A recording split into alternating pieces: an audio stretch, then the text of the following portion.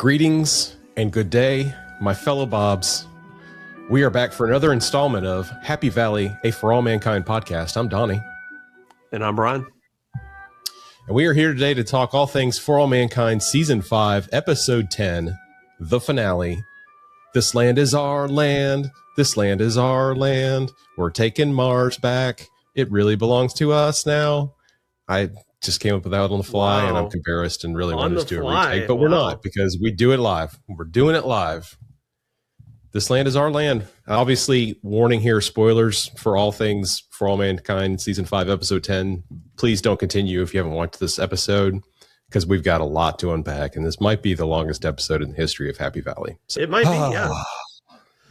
Already exhaling, so there's a lot to unpack here, Brian. By the way, just calling out here, at the moment of this recording, I have watched the first 2 episodes of Star City. I'm not going to talk about Star City. No spoilers, don't worry.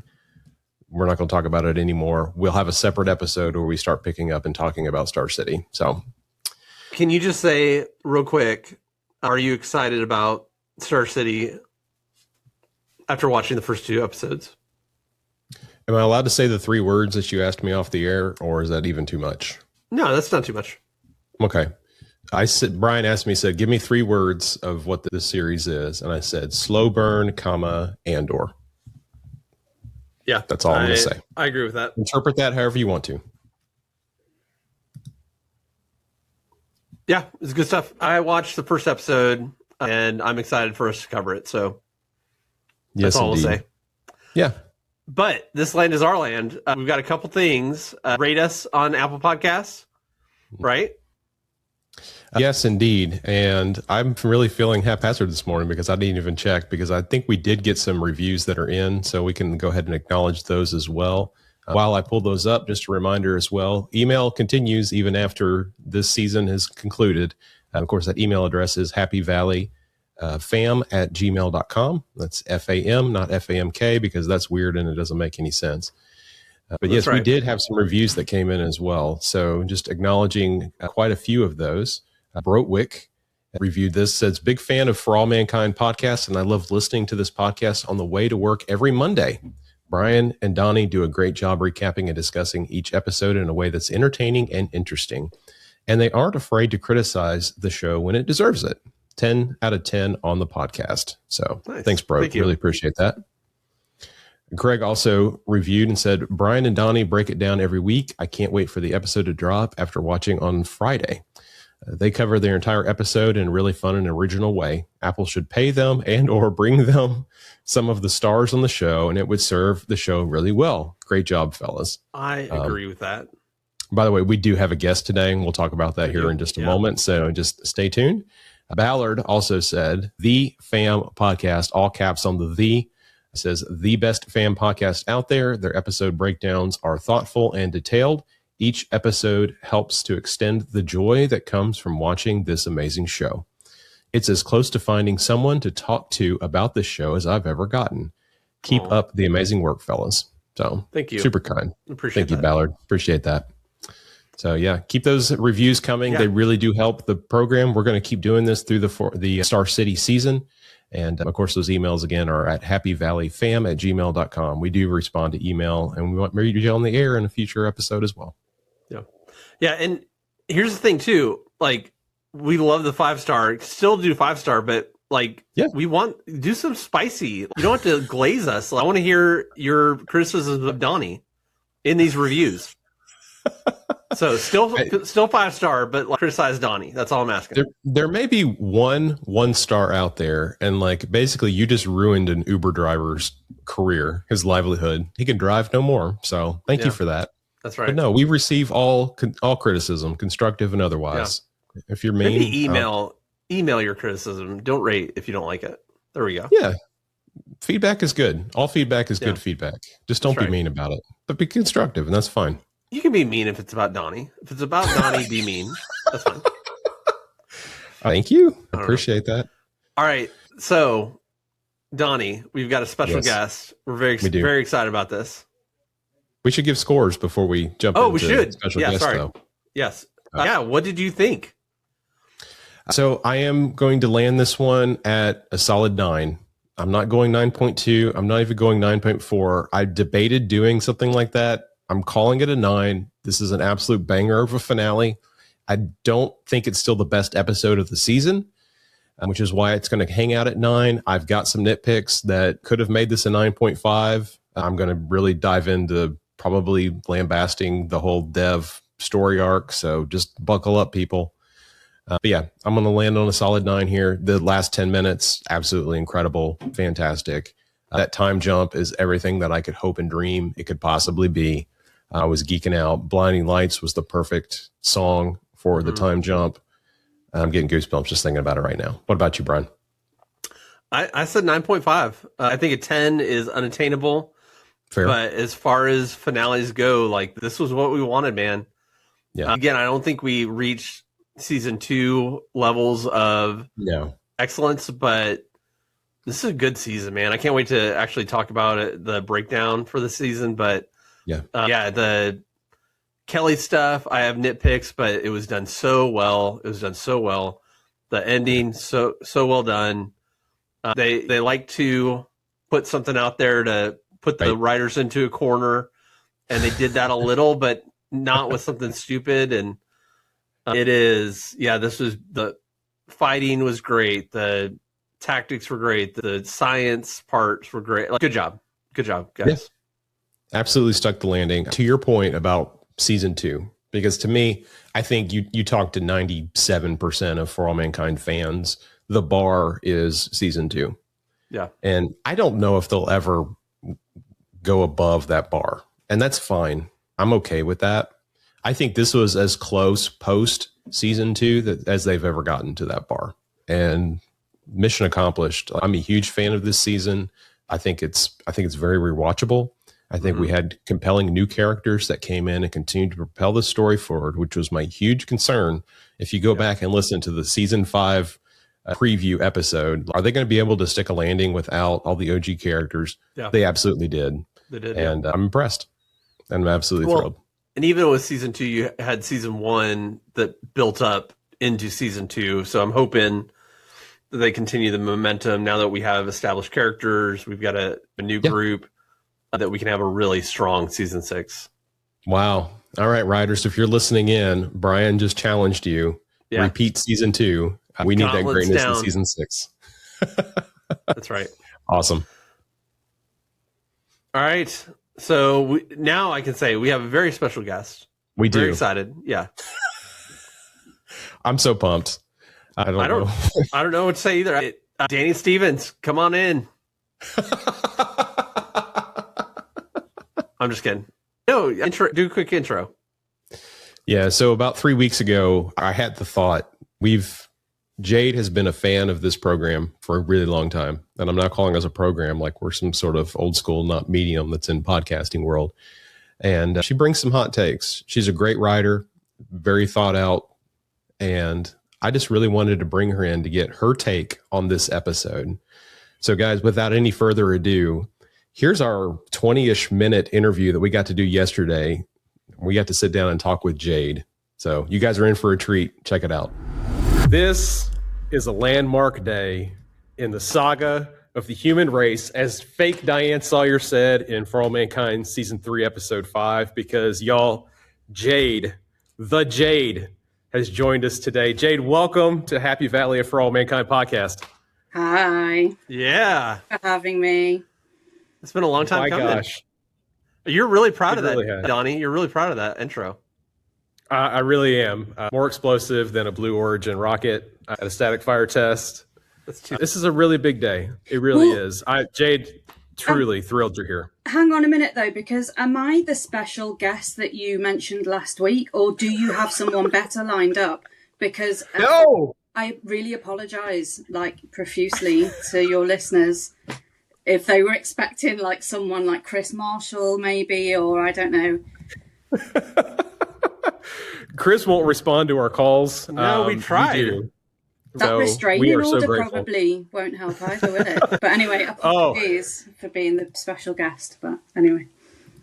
No, this is a huge honor. Jade, I really do want to say on the record, when we're first starting out, We're just a couple of guys, and maybe my mom would listen, but she doesn't care about For All Mankind, and that's fine. You were the first person to email, and you had some really constructive feedback in a lot of good ways. And also, it was just nice to know that we had a kindred spirit out there that is as nerd about this show as we are. And that is you. You have continued to bring it during hiatus when we totally went radio blackout. You continued to occasionally just check in with us and see if how's life? How are you guys doing good?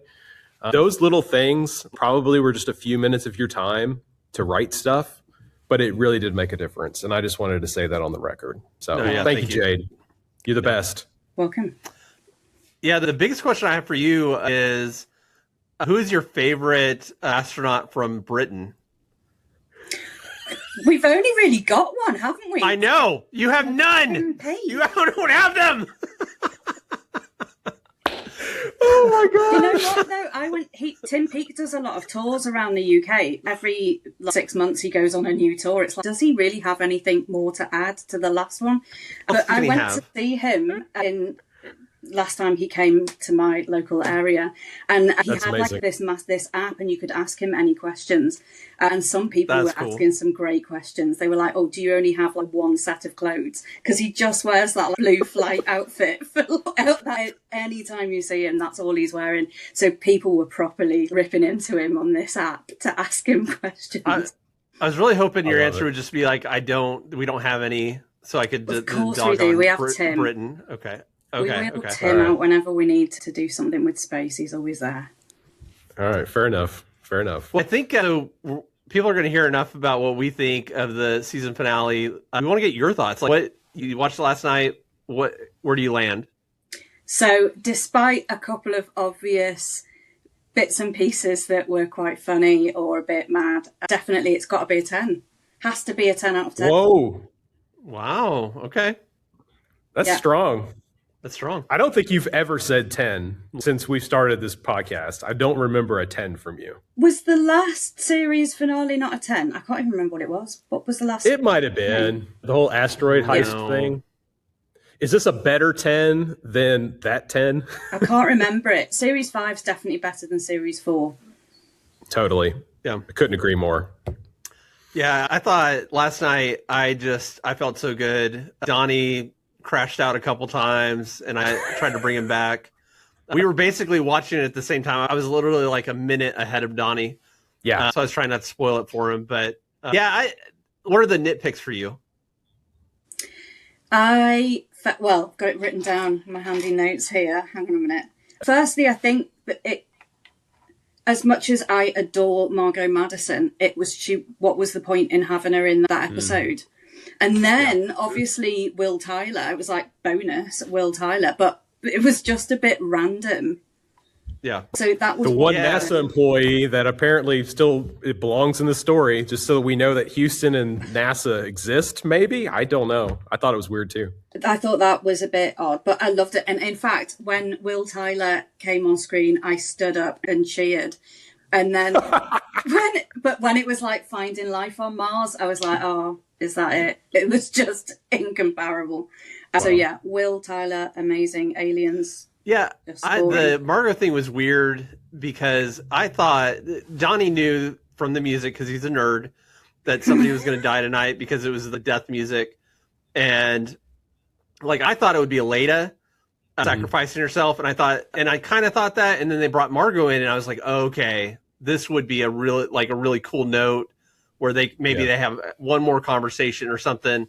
But then, it was kind of like, hey, we're bringing her back. Cool. There was that. What else was a bit? Oh, just having all of the battle scene in Ilya's bar. Come on. Yeah.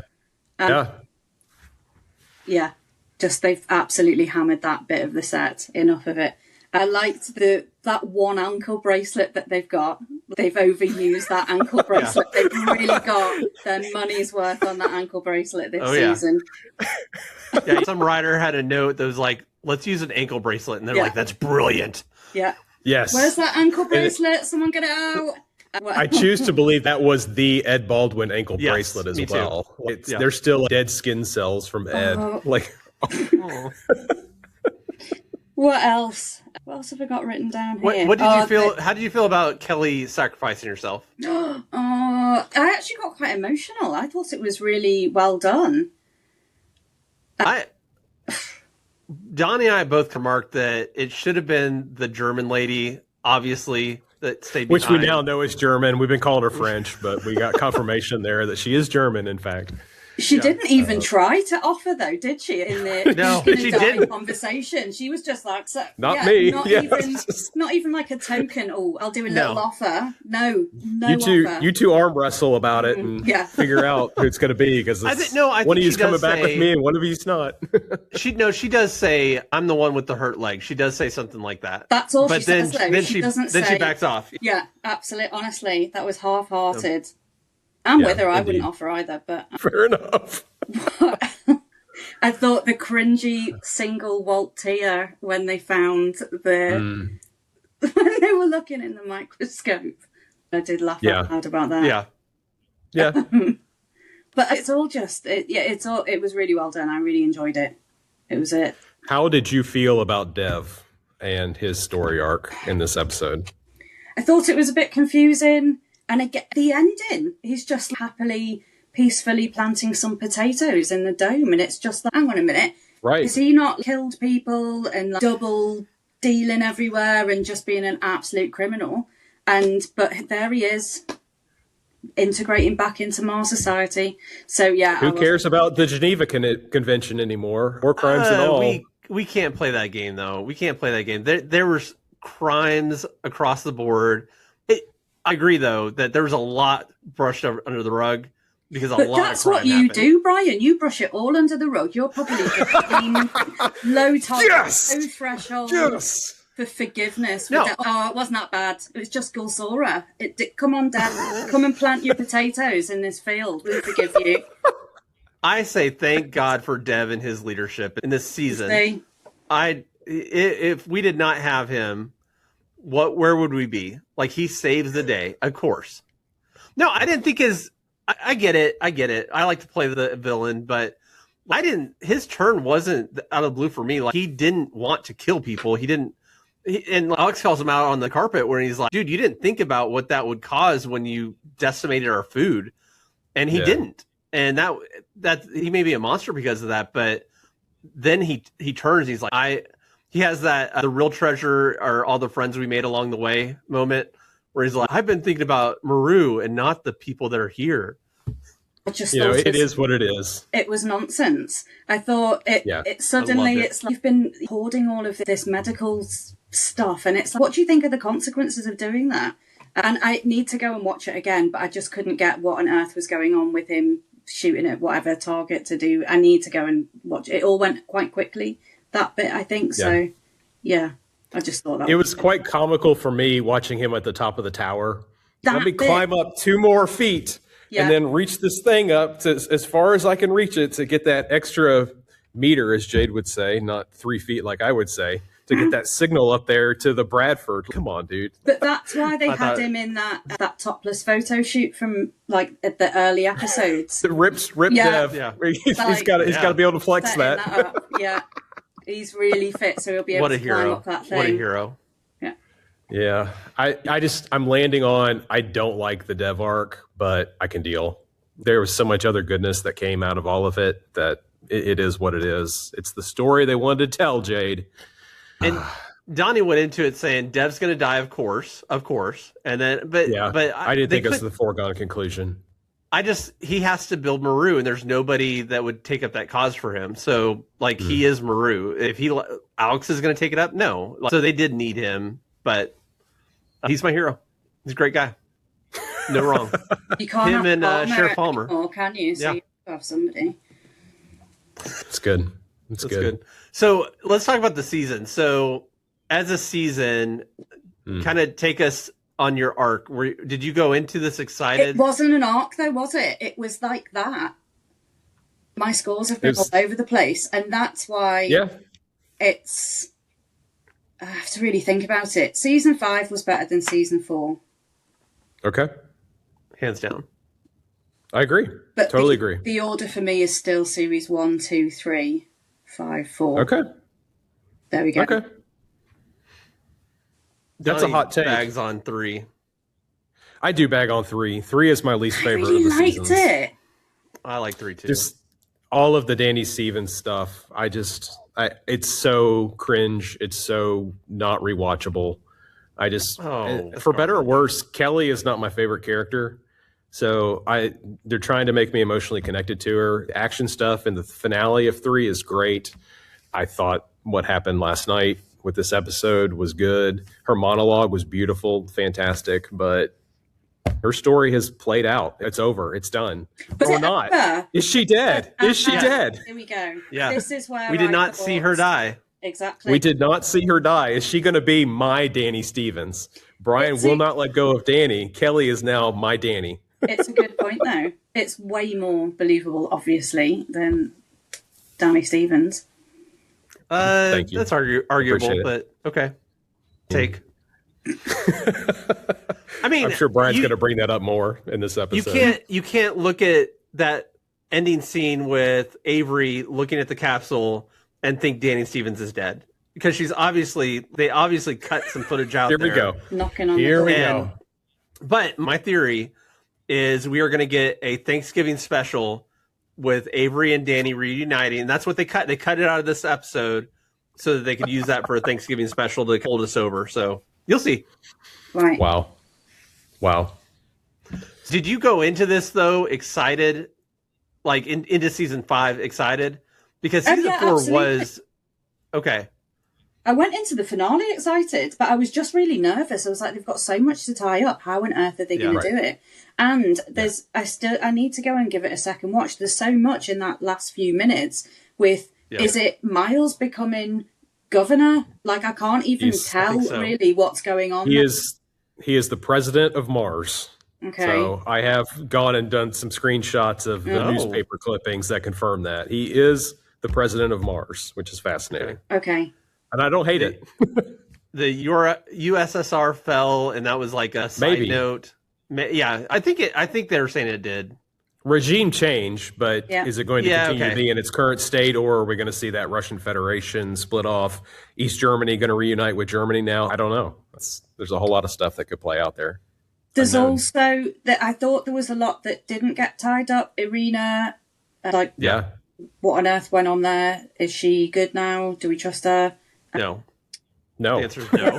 What's KGB? Always KGB. Yeah. What else? We didn't see the Doc Dima. We didn't really see Colored Boyd. Not at all. So, but they did manage to wrap most of the things up, which is why it was a good episode, I think. We don't know who the president is. Nope. Of the United States. Still don't know.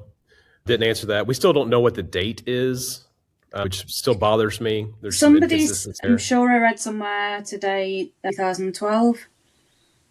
Yeah. Because it's 8 years, an 8-year jump, and they were expecting more into 2020 and finding that Mars 94 shit.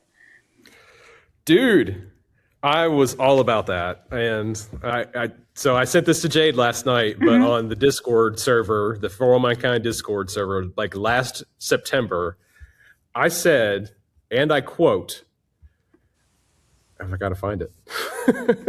Come on, Donnie, got to have this stuff ready. I said, also, that ship is still floating out there in some kind of solar orbit, talking about Mars 94. It would be cool if it somehow becomes a plot device in season 7 or something.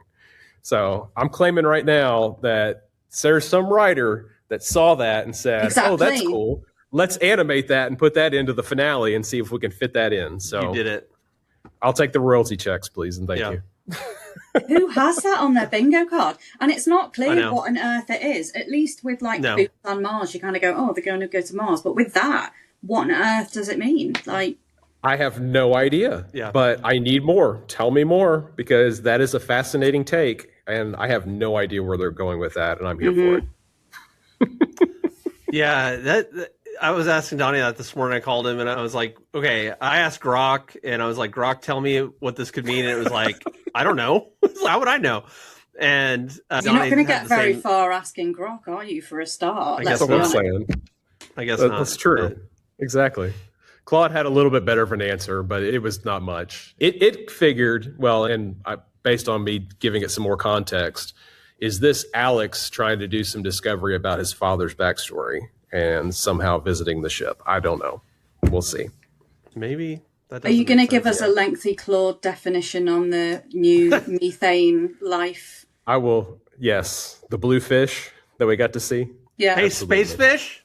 Space fish. You said space fish? Brian called space fish. And apparently that's what we got. It's just me who doesn't have a really decent bingo card prediction then. But no, so when you look at the season, Jade, what was your high? What storyline or event or anything, what was your high for the season?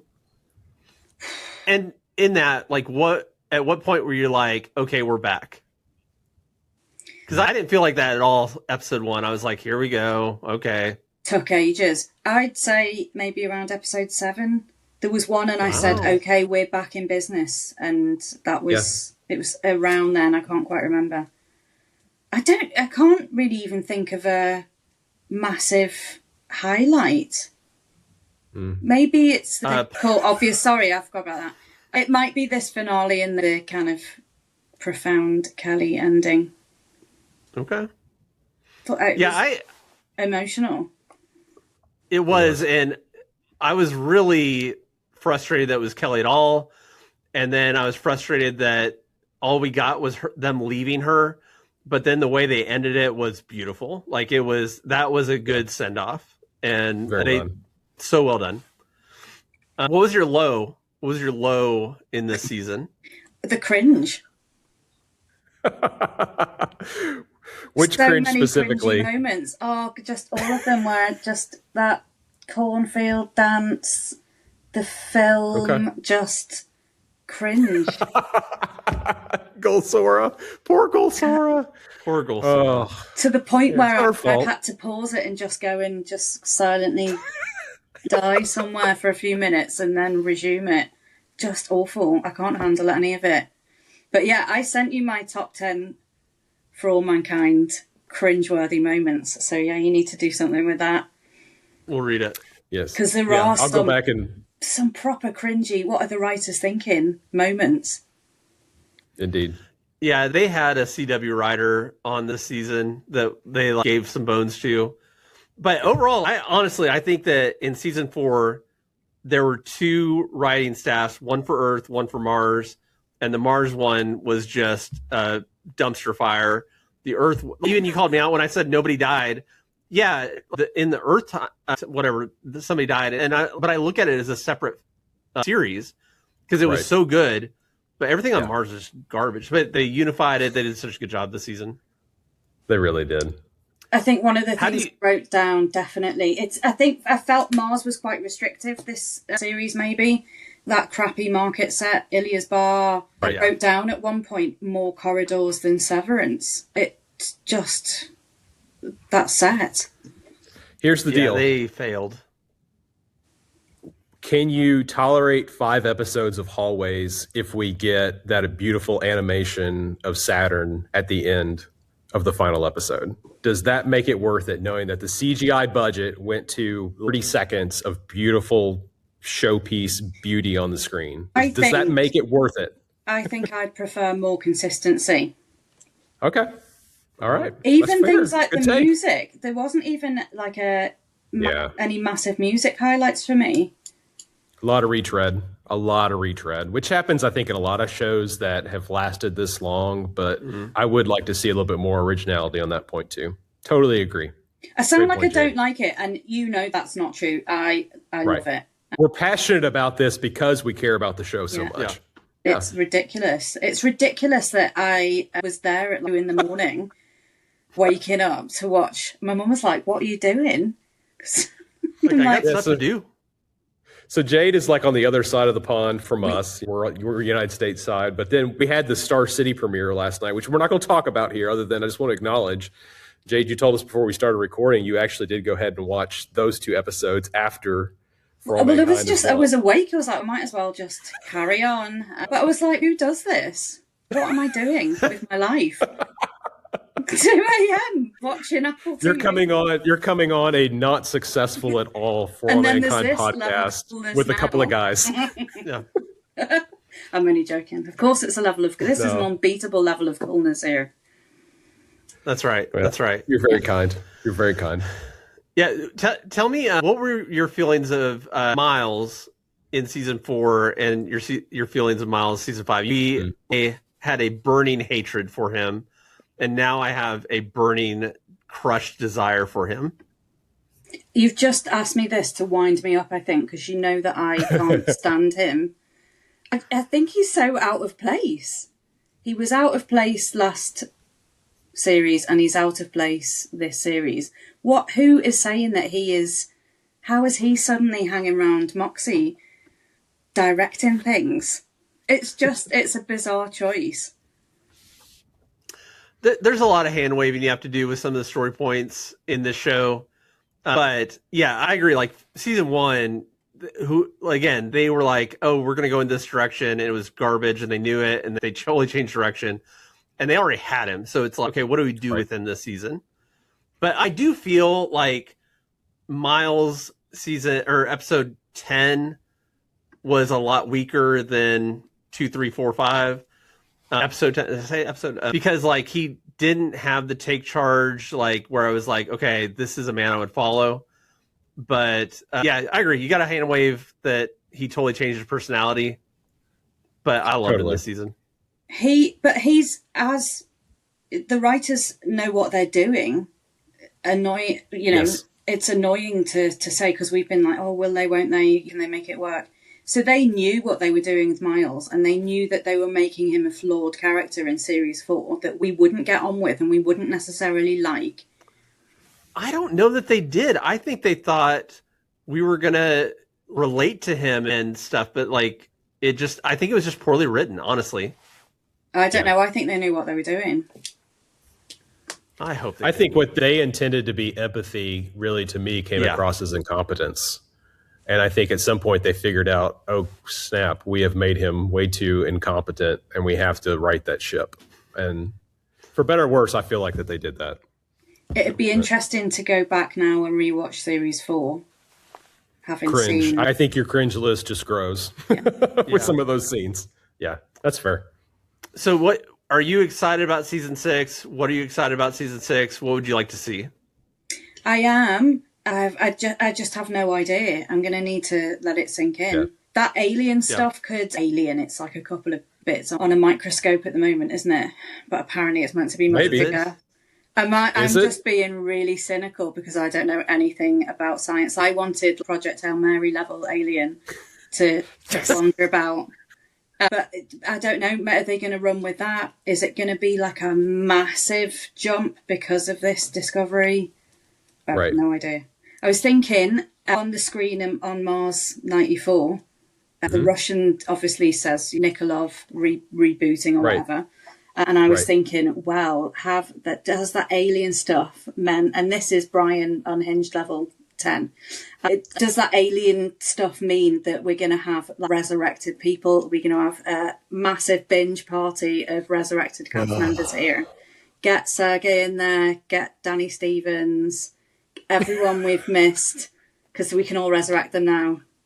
Why would you put Danny Stevens on a resurrect list when he's maybe still not alive? him. Maybe he's a bad choice. That's cool. Yeah, well, writers, please don't do that. Please don't. Oh no, it'd be awful. But this is the kind of thing that you might. A lesser show would take that path. Please don't do that for all mankind. It'd be awful. But I don't want it to go too sci-fi. Sure. I think because that's not why I watched this in the first place. Yeah. Yeah, I think in that way they're smart to go ahead and pull the plug on this in season 6. We're going to get to the 2020s. Maybe we catch up with the current year that we're watching this in, but don't try to push us into the future where it becomes it's no longer a grounded story. Exactly. It's so contrived at that point. Good word. Yeah. And you can't go past this reliably. Every time they try to do that, Back to the Future 2, it's a joke 10 years later. Right. So ages like milk. Exactly. Yeah. Wasn't the original plan that they would have 7 series and the last one would go past I think that was did I? Yes. I think so. Yeah. That was the original plan. At one point, I heard rumblings of a 10-season arc that would go 100 years, basically go to year 2069. I'm glad that all has gotten reined in. If you want to give me more spinoffs to build out the universe further, great. I'm here for it. Mm-hmm. But I really do appreciate that they're going to get to end it on their terms in season 6. I have no idea what those terms are. Hopefully the Bluefish is not resurrecting stuff on Mars 94. Just give me a compelling story that I can get behind. And the other thing for me, Jade, and tell me if you agree with this, they showed me that they could tell a story without that original cast. Well, this is the thing, isn't it? Who have we got moving us into that next phase? Right. Yeah. Yeah. And I think that we've got that with Alex and Avery, maybe with Lily, and maybe Haskell comes back, maybe not. Is it going to be mostly Mars-centric this next season, or is it going to be something totally new? I don't know. And even what are they doing with Ayesa as well? Because she didn't have anything wrapped up in this finale. No. I still think there's something special about Ayesa. She is the first character that's on screen in the first episode, and they've got something up their sleeve that they have in mind for Ayesa in the final season. Okay. And I don't know what that is, but it's something big. I think you're right. You said last night, first shot, last shot for her, and I think that would be beautiful. Yep. She's the bookends. Yeah. So. Cool. Jade, anything else we haven't talked about that you want to make sure you mention while you have your moment of fame? You're not presumably going to show all of this nonsense, are you? You can cut out a lot of... I'm going to cut you out talking completely, so say whatever. I was going to give you a book recommendation that I started. Yeah, do it.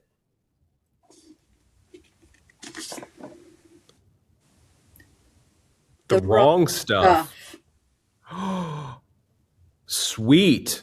Okay, I am adding it to my list right now. So basically, this is the history of the Soviet space program? Yeah, as much as it can be. I've like halfway through it. It's all right. It's okay. Yeah, it's all right. Yeah, you'll need to read it, won't you, for Star City? I will. I will say in a non-spoiler way, I was more familiar with their ship design than I thought I was, based on what I've seen in the first episode. So we'll break that down when we get around to Star City coverage.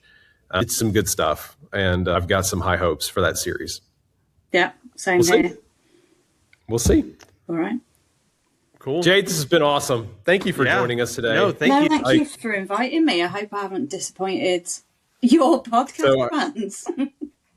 No, I don't think so at all. I think this is going to be very well received. About 3 weeks ago, I emailed Jade and I just said, hey, I'm just throwing this out there. If this doesn't make you vomit and just be sick in the pit of your stomach, I think it would be really cool if you'd come on. And you didn't bat an eye. You replied really quickly, like, yeah, I'm game. Tell me when. Tell me where. But I also said that it's a massive deal, I think, because it's you two, it's your podcast, you work hard on it, you're the ones with the rapport.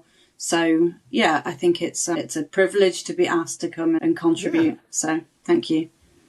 That's very kind and very deserving. Thank you. So, thank you for being a part of it. Yeah. Cool. Man, I don't know about any of you guys, but for me, that was a treat. It was an absolute highlight to actually, first of all, just to have a conversation with Jade, but then to talk about For All Mankind. Great sport. Again, like I said, I'm putting her at risk of you might vomit. No, it was a great conversation. Absolutely delightful. I nailed it. And thank you, Jade, for taking time to talk to a couple of nerds across the pond about a show that we all love. So we paid you $0 to do that. So thank you, because we also make $0. Mankind is healing the world one podcast at a time. That's bringing people together from all walks of life and all places on the globe. So that's right. That was great. Brian, are you ready just to dive in and go beat by beat through this episode? Let's do it. All right. So we open with the back on comms with Miles, and we're at Moxie, and the council's there, the governor's there, and they're all talking strategy and laying out strategy. And Irina's really, in my notes here, I put she's giving good advice about holding out for just a couple of more days until Moscow falls. We got to find a way to figure this out. Yeah, I disagree because I'm like Miles says exactly that. Like a couple days? Do we have a couple hours? How is she thinking they could hold out for a couple days? I don't understand that.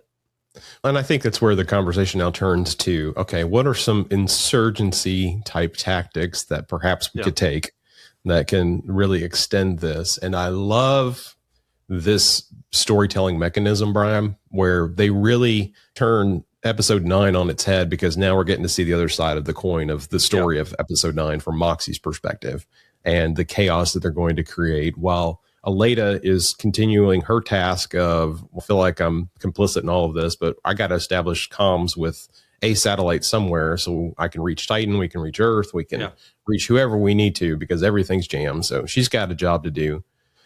And then we really get my good dumpling is Lee is, okay, maybe we can change some signage around and create some confusion. Gerard's got the idea of in Jamestown, they opened up some of the compartments so that depressurized them so that you wouldn't be able to walk through them, so we can control the traffic flow that way. And like all of these ideas to me, they do come together in a cohesive way that says we have some tactics we can use to slow them down. Yeah. We can't defeat them. And this is where, for me, Brian, there's a lot of parallels to the American Revolution and all of this stuff. And this land is our land, obviously a nod to that. If we are going to fight the British Army the way that they fight, we're going to lose.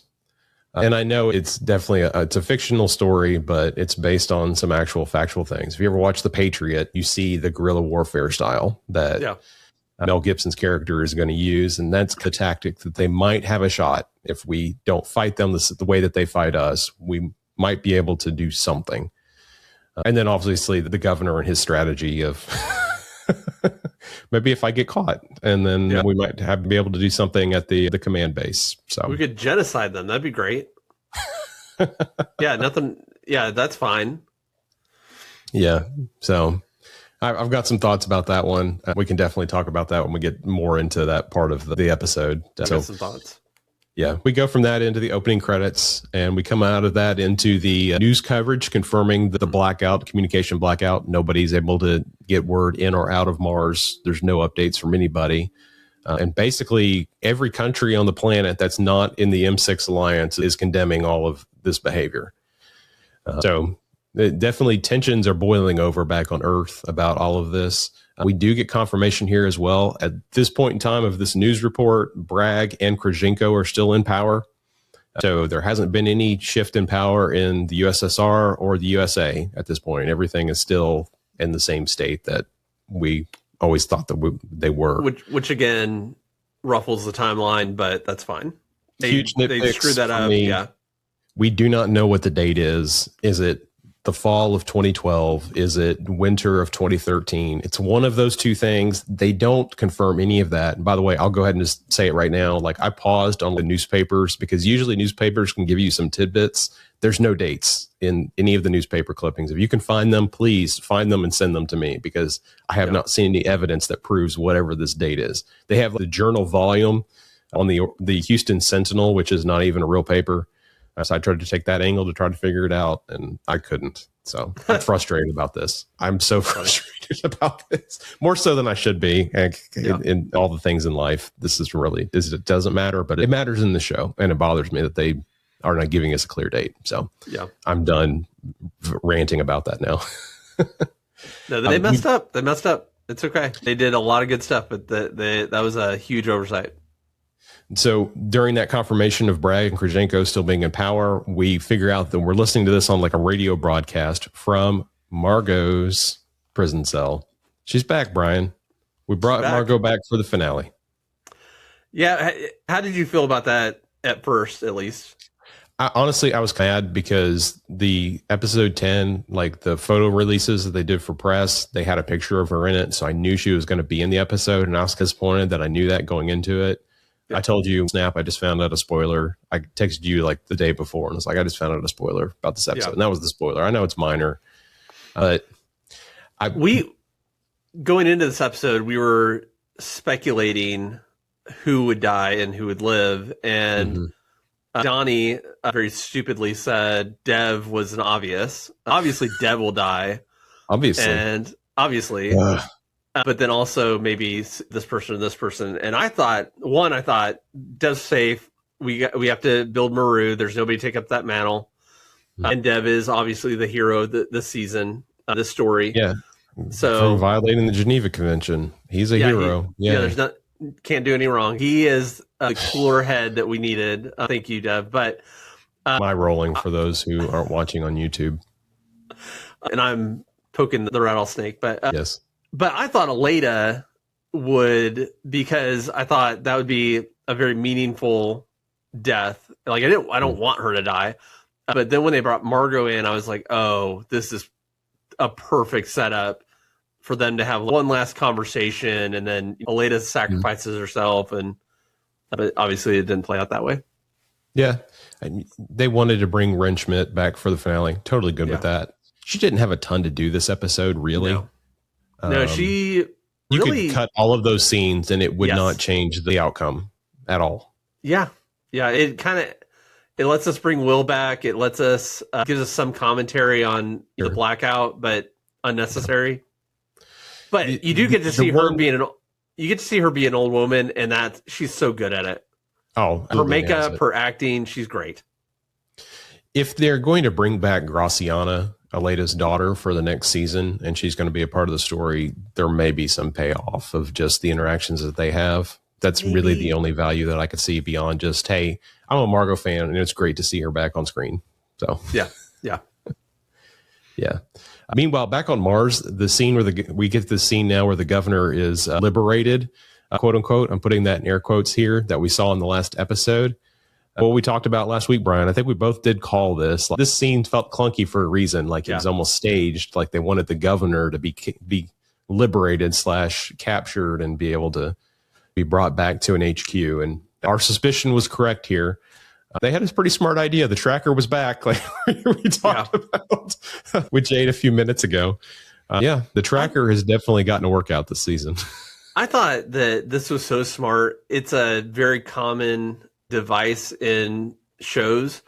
Sure. But to have it just seamlessly tell the story from the other angle, it's so well done. And Fam really hasn't done this before. So pull this lever. Let's go, baby. It was good. Yeah, pull the lever. Yeah. I really liked it. And even they set up the guns the wrong way, and oh no, you were behind us. Oh, it's so good. Yeah, of all the criticisms I have this episode, this is not one of them. Totally well done. Absolutely loved it. Oh, we're so stupid. We're stupid farmers. Oh gosh. You got us. Yeah. Yep, I totally buy it. Meanwhile, back on Titan, Kelly can't make contact with Sojourner. She's making the calls, no response. I put in all caps here, German lady Elena, because we've been calling her French. And by the way, you guys have been calling her French in email. Discord's been calling her French. Everybody's been calling her French. So the people that are going to call us out an email, wink, wink, when we get to this end of this episode, that are like, yeah, she's German, you idiots. You thought she was French too. Yeah, you did. You totally did. Walt, man, all I could think about with Walt here is like, shut up, nerd. He is such a nerd. Oh man, they're getting the whole, I guess, holier than thou stuff with Walt. He's treating Elena. She's got some deep burns. It's minus 200 degrees out there. It's cold. Okay. Yeah. She would have it's like they put dry ice on her skin, and it would not take long until like frostbite takes over. And I didn't talk about this last week, but there could have been a plot here where they had to amputate and all this kind of stuff that they could have done if they wanted to, because she got a little burn on her leg from her ouchie boo boo accidental stabber suit. However she did that off camera. However she did it. Yeah. I'm still annoyed about that. But we established here the O2 is low. It's time to start packing things up. And basically, during this pack up, I put my notes here. Kelly wants to go over and Ryland grace the table and do some science things. Brian doesn't understand the reference because he still doesn't watch Project Hail Mary. So, what is this? Yeah, you're really missing out. Got my Tumblr here, Maze, with my Rocky, and my Rocky over here on my desk. But she wants to do the science things, and all of a sudden, she's over there doing some stuff. Elena comments here. She wonders if the Tholins are affecting their electronics. So the Tholins come up again. And I think she's right, because you're building electronics to survive in an environment that maybe wasn't completely designed for, and things aren't going well for you. Walt figures out here that Kelly's up to something, and realizes that she got some samples while she was up there on the Elena rescue, and the argument ensues. Yeah. This turns so fast. I don't know. I get it, but I don't know. Walt's just a nerd. Yeah. They want us to hate him, and I do. Yeah, from the first scene with Kelly earlier in the season, it was like, okay, they're just trying to fabricate some tension between these two, and we see that come as close to a boiling point as we can here, and Elena's looking in the microscope, and everything shifts immediately because Brian, life has been discovered. We found life, and not just life there, everywhere, all over the world, all over the universe. All right, so just the nerd part of me here is on Earth, everything is carbon-based.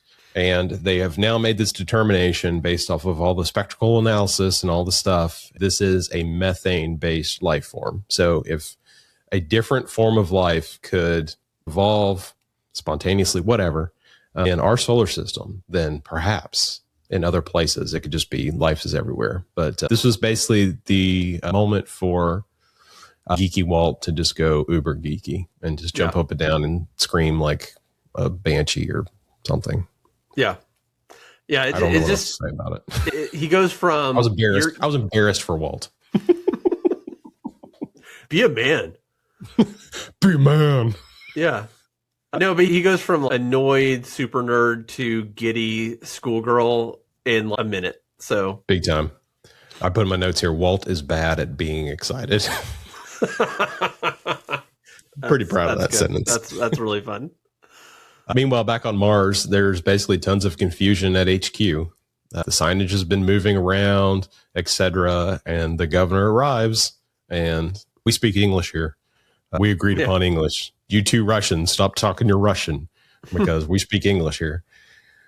And basically, we get the rest of the story here because the tracker turns off, and this confirms that whatever big round room, this is now their HQ. And the debate goes on at Moxie about the plan of basically going Apollo 1 on these guys and giving them a full oxygen environment and creating a spark so that poof happens.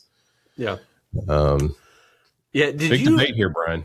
For a moment, did you feel like the governor was double crossing them when he turned it off? No, I really didn't. Like I did for a moment.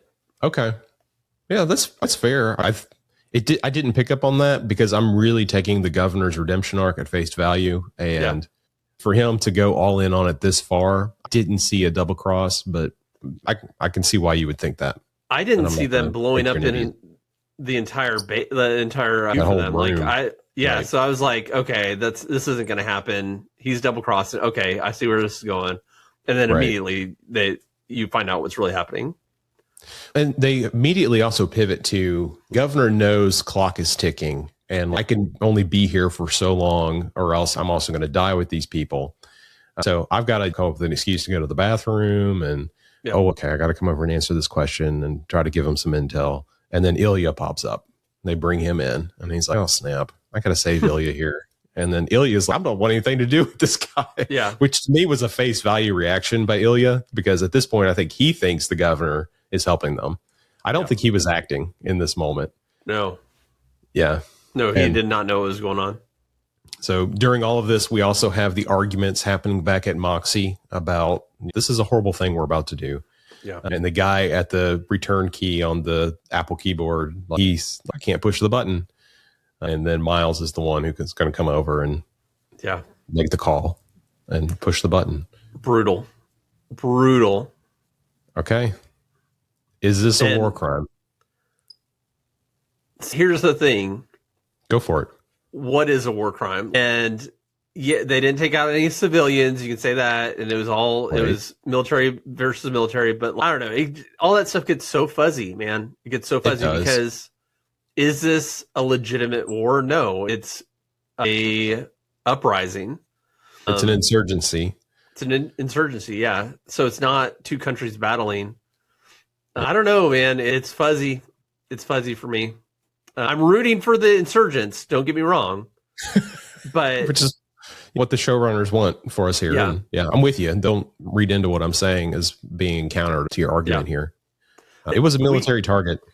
It was a military target, but you can go back some episodes where we're talking about this, and I don't think they're justified anyway. It's like they are just taking, like they're providing, yes, they're providing the iridium or whatever, but overall, like they are there at the pleasure of Earth.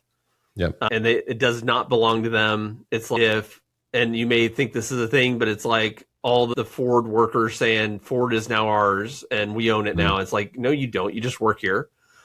So it's the same thing to me. But all that aside, I loved this. And I love he pushes the button. They go back to Moxie and it is silent.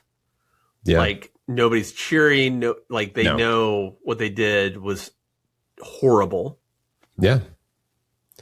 The other thing that I'm going to mention here, I'm going back to the movie The Patriot again, but you really just cut off the head at this point. You went after the general, essentially, which in that movie, one of the big complaints the British have is that the Americans are engaging the officers and taking them out so that the regulars, it just creates all this kind of confusion. And this is the tactic they use here.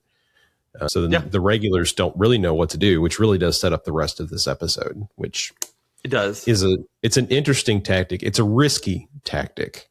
Yeah. And I think for me, it really does heighten the stakes here of, I have no idea how this is going to play out now because there's so much confusion. We also basically get the other side of the story of Aesop. Hey, Aesop, why are you not responding? Aesop just got Apollo 1 and this is why you can't get in contact with him. Yeah. That's a good point. Yeah. And that's one of the things you got to remember, like, a lot of the stuff we've seen in the previous episode happened after some of this stuff. Yeah, exactly. But I love that they wouldn't think about this being an option that the Marzies could do. But the Marzies, of course, they live this, and they think if this happens in a spark, you're going to blow up. Like they're not even thinking about this. No, this is not on their chessboard at all. Yeah. So believable in that way. Did you just start to cry? Are you crying? Dude, I'm feeling feelings about this one. Okay. It was a somber moment, I think, for the people in Moxie. I think you've already described that and given it justice. But moving on so that I don't stay in the dumps here because that was a heavy scene. Meanwhile, back at Margot's prison, she has a visitor, and it's Graciana. So reintroduced to her. We haven't seen her since Aleda left Earth. And basically, she's in a bit of a panic here about not being able to get in touch with her mom. And she really wants Margot's help. I don't know how Margot's supposed to help, but she thinks Margot might know something. We also, and I think it's a little bit later, we actually get confirmation of what this place is called. It's called Camp Brian. So congratulations, Brian. There is a prison camp. I did it. And I did go look on the maps. It is like halfway between Houston and Waco. So Graciana's driving pretty far to get to this place. And Aleda is to get there at 2 p.m. every day as well. So minor nitpick on just the logistics of that. But if you ever watched 24 back in the day, Jack Bauer could get anywhere in the greater Los Angeles area in 20 minutes. Yeah. So this is one of those kind of plot devices, but whatever. I love here they're talking and Margot says, that's not the NASA I knew. And I love that just the sentiment in that where she's they would have helped you when I was there. Like, it's great. It's great. Totally a great line. Meanwhile, back on Titan, the life is methane based. This is where they start getting into figuring that out. Completely different than anything that would have developed on Earth. Which really does again open up that possibility of life being basically everywhere. Again, we see the kind of the graphs of the O2 getting lower. It's time to fire up the rover, and Brian. It won't start. It won't start. Yeah. They're screwed. Okay. I do have a nitpick about this because it makes no sense to me that the engine would need to crank here. It should be all electric. What in the world? She's trying to push a starter like on an internal combustion engine car. No, that's not what they have set up here. And you can hear it turning. Yes. Like, come on. Yes. And the subtitles actually say engine turning noise. And I'm like, come on. That is not how any of this would work. Again, nitpick.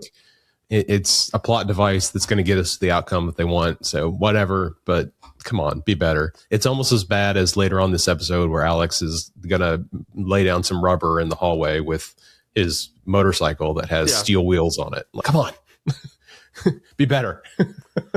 That's funny.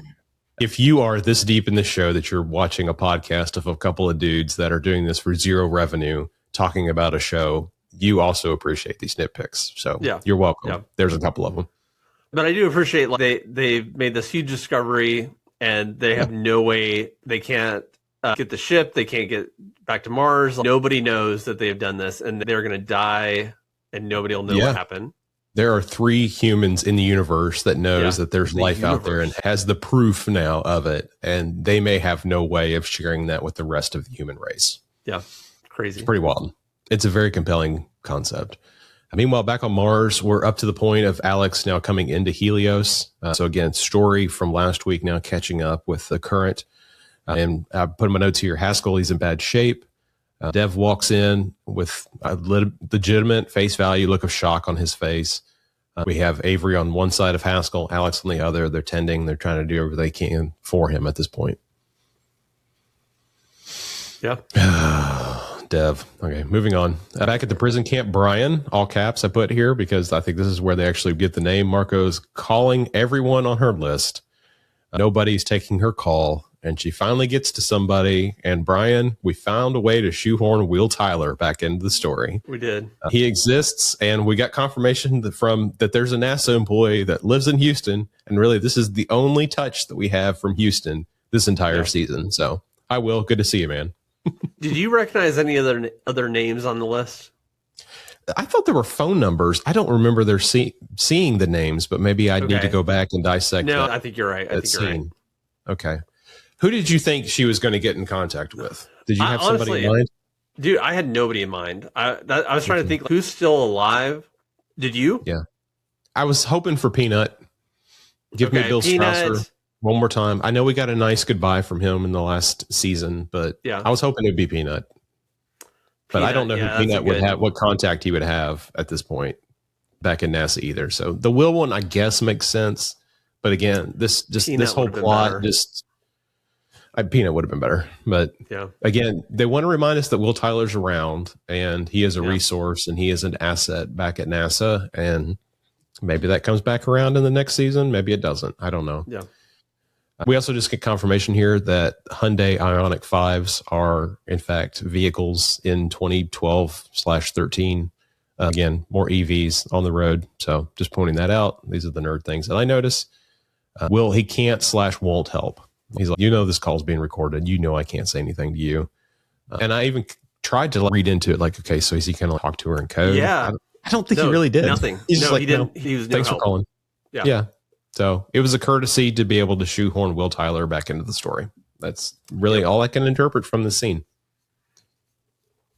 Meanwhile, back on Mars, the plan is working. The remaining I'm going to say that again. Here we go. That was terrible. Pick up. Meanwhile, back on Mars, the plan is working. The remaining Marines are heading to the business district. Time to pivot over there to set stuff up. So everybody in Moxie, we're going to head over to the marketplace. We're going to try to build our fortifications here because all of our plans of signage and the decompression of compartments, they're all being driven and wedged into this zone, and we've got to get ready for the battle. Basically, Ayesa and Irina now are the ones that remain at Moxie, and I guess one big muscly bodyguard, whatever. Who doesn't question anything. He's like, okay, yes, ma'am. Exactly. I just thought that was funny. It was fun.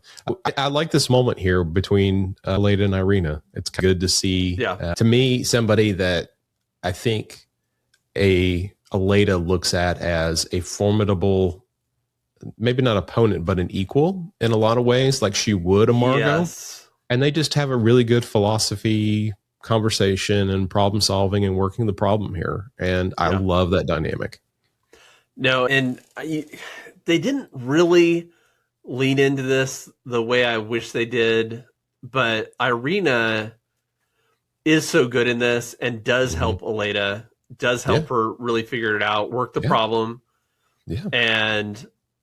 But that she's self-serving. Mm-hmm. And it's self-serving in that she's trying to survive and get the word out, of course. But you just know that there's another plan going on with Irina. They didn't really tell that, but I think you can still kind of infer that. And I like the opposing philosophies here as well, because Irina, basically, the quote here is, no matter what we do as humans, we're only a few generations away from being animals. Whereas Aleda's kind of more of that, the Ellen Wilson of, we can be better. And I like these opposing viewpoints. I like that Irina thinks that she's really going to blow Aleda's mind with, hey, so we had some KGB satellites in polar orbit. Yeah. And Aleda's like, yeah, you thought those were secret, but we knew. Yeah. We knew. And I already tried those already. Not working. Yeah. I honestly and the other thing is, our intro to Irina this season, man, you look at her here in this episode, and she is this beautiful, polished older woman, and 6-7 episodes ago, she looked like an impoverished old woman. Man,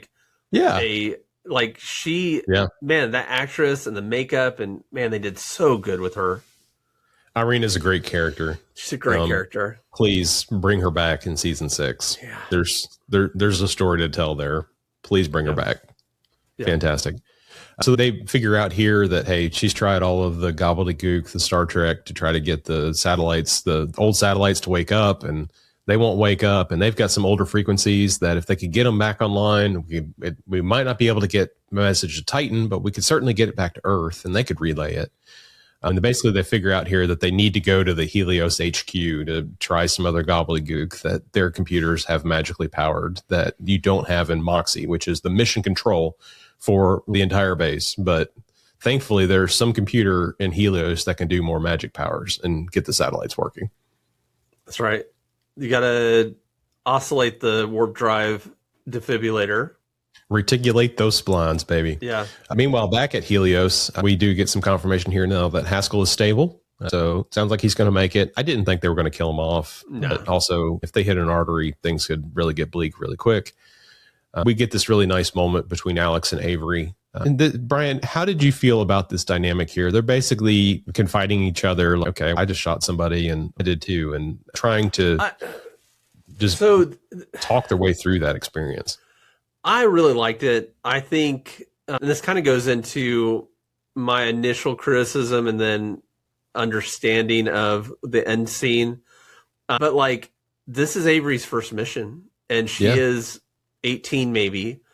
Yeah. And she did just shoot a woman, and Alex, and they have this shared history that they don't really know each other. They don't know each other. Right. But they have this shared history. They've got this connection that you can't understand if you're outside of it. And so I loved it. Yeah. The quote I put here from Avery was, the look on her face, and I didn't even know her. Yeah. So it's visibly shaken her. And I think just causing her to ask a lot of questions about herself and who she is and who she wants to be. And I just put in my notes here, these kids are going to break the cycle. So. Yeah. And you just got to understand, she's in a place that she has the connection through her father. These are just people that, again, that she has some sort of connection to. It's not like there's some terrorist that is trying to blow up her planet that she killed. Like, she killed a woman who was just fighting for her whatever. Whatever she was fighting for was stupid. But at the end of the day, she killed a mom. Yeah. What if that had been Amber, her mom, in the same situation? I like that Avery hasn't lost her humanity in all of this. Is she a trained soldier? Is she working proficiently? Absolutely. And she should. She needs to follow orders. But at the same time, there's some serious implications in a very complex situation. Yeah. Alex does say here, I can't believe I almost killed him. Agreed, Alex. I can't believe that was so unrealistic. There's no way you got the jump on him. No way. You were correct. Correct. They needed to set up a way to get Alex and Avery in the fray together, and that was the way. But there's no way. It's great. 0 chance. So Avery here decides she's going to go back to her unit. I like here, as she's heading to the elevator, Alex gives her the right directions. He's like, hey, if you go right, you're going to end up at the fuel depot, which is not what you want. You want to go left. Yeah. I'm going to bring this up here. So this is one of my nitpicks. I think that depressurizing some of the things, trying to funnel them in was smart. But they say this several times about changing the signage around. Right. But they have maps. they have they're looking at maps. And so you would just, when it says this is right, but then it says the thing's over here, you would still turn right. I thought that was dumb. That was the dumbest part of this. Yeah, maybe. It is a little bit of a stretch.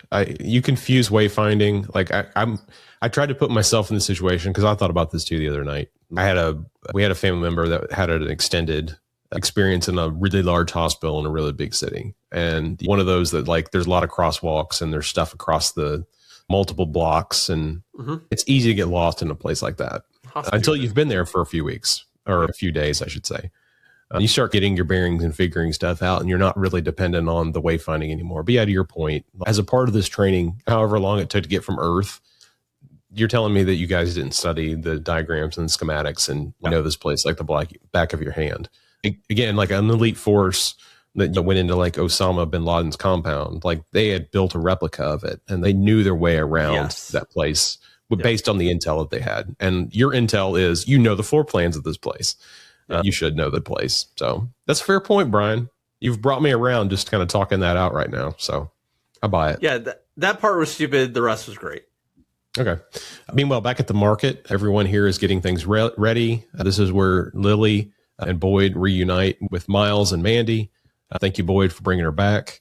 I'm saying that to Boyd because she's listening. And really, this is really one of the only scenes with Boyd. She really takes a back seat in this episode, which is fine. There was a lot of moving parts. She's up shooting people. Yeah, but we really only see her at the market, during this and the big finale. Yeah. So just thought it was interesting.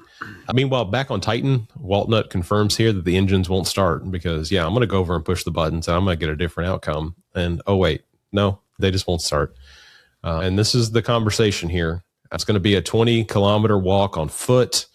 And, Brian, there is not enough O2 for all three of them. Yep. So one of them's going to have to stay behind. And obviously, it is the French-German woman. Obviously. French-German injured woman. There's no question. To slow him down. Like, just speak up. I know we talked about this already with Jade, but come on. Yeah. No, I thought the scene played out very well in that sometimes you just have the person being like, oh, it's going to be me. It's going to be me. No, it's me. But there is this pause. Yeah. Of the idea settling on them, like, oh, you're gonna. Right. I could even see, Kelly says it, and they think, oh, Kelly, you're gonna sacrifice yourself, and then they realize, oh, that's not what she said. Oh, that could be me. It was just that pause was so good. Yeah. As much criticism as I have about Walt, I buy his argument here about, as a man, you're going to have a higher metabolic rate, which means you're going to consume more oxygen. I should be the guy that stays behind. I actually buy that, Walt. And I think that was actually a very noble offering on his part. I just want to push back on Kelly's, because you're a man. What was that? That was CW. That was CW, dude. But Kelly, yes, men protect women, and that is part of what we do. And I know that's not popular in some circles, but as a man, you protect women. And so, yes, Walt did the right thing as a man, not as just a person. Dude, I couldn't agree more. And we might get some hate about that, but we've got a lot of boomers that listen, and maybe they agree with that. But and it's not to say that women are weak. No, but men protect women. We do. Good men do. Good men do.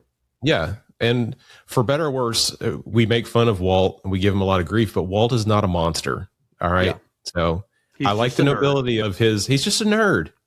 But guess what? You're listening to a couple of them every week right here too. That's right. And in the same situation, I would like to think that I would do the same thing as Walt. Yeah. Okay. Be a man. It's okay to be a man. That's okay. That's okay, Kelly. Yes. Thank you. Okay. I'm glad you brought that up. And that was a great tangent. I just put in my notes here. Kelly does make the argument here that you have a family, Walt, you have a wife and 3 kids, which is, I think, new information at this point. But again, putting a human-sized, just a human-sized perspective on Walt. I just put in my notes here. Ugh, this is hard. Meanwhile, back at Helios, it's not hard. German lady stays. Boom. Yeah, but at this point, the decision is being made that Kelly's going to be the one to stay behind, and it's almost the slow burn now of Gordo and Tracy. Okay, with Gordo and Tracy, we kind of hoped that they were going to make it through this mission, but chances were bleak, and now it's like the die have been cast, and Kelly's going to be the one that's not going to make it out of this episode. That's what I got out of this scene. Me too, and at this point, I am frustrated. Because I'm like, that's her send off. Her send off is that, but they fixed it. They fixed it. They really did. Yeah. Meanwhile, back at Helios now, Dev is watching Lily's camera footage. I didn't mention it, but in the earlier scene, he noticed the camera was over there. He's now plugged it into an iMac. I'm sorry, I missed that in my notes here earlier. And I'm going to try to be objective here. If I'm just watching this scene with zero context, Dev, he's visibly moved watching this footage. And seeing Alex's fear on his face, I think, creates a visceral reaction for Dev in this scene. So there's me trying to be as objective as I possibly can. There's a change happening in Dev's heart watching this. I think I loved it, one, because Dev is the hero that we needed this season. He can do no wrong. But also, by the way, I wanted, if you go back and listen to the end of season 4 of this podcast, like, I wanted this to be a Dev centric season. Yeah. I did too. But the problem with somebody at his level, and this is across the board, people at that level, is they think in very macro ideas. So he's thinking humanity needs X, Y, Z. Yep. Maru will help humanity. Right. And in this moment, he thinks Alex is scared. Alex was scared then. And, I'll agree with that. It pulls him back down to the human level. Yeah. I'll agree with that. Dev goes from this now to confronting Alex. And I hashtag Team Alex in this entire conversation / argument here. I did put in my notes here that Alex and Dev have a good talk.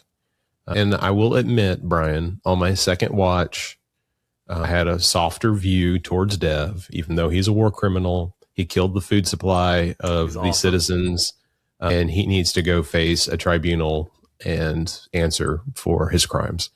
I'm standing by that, but I also realize that's not the story the writers want to tell here.